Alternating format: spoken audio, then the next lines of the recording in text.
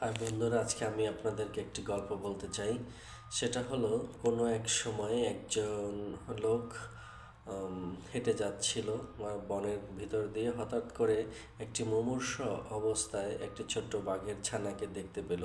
সে তার বাঘের ছানাটিকে তার সাথে নিয়ে নিল এবং যেহেতু সে মুমূর্ষ অবস্থায় ছিল, বাঘটিকে সে পেলে পুষে বড় করতে লাগলো এবং বাঘটির খাবার তালিকায় গরুর দুধকেই প্রাধান্য দিয়েছিল এবং দুধ দিয়েই তাকে, বাঘটি যেহেতু ছোট মুমূর্ষ, সেই জন্য বাঘটিকে ছোট অবস্থায় দুধ সংগ্রহ করে তাকে খাওয়াতে লাগলো। আর বাঘটি একসময় বড় হতে লাগলো।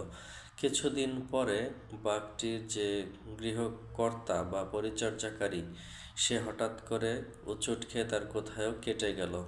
বাঘটি তার কাটা স্থানে জিভ দিয়ে চাটতে লাগলো, আর বাঘটি হঠাৎ করে তার জিভে রক্তের স্বাদ পেল, আর তাৎক্ষণিকভাবে সে ওই লোকটির উপরে ঝাঁপিয়ে পড়ল।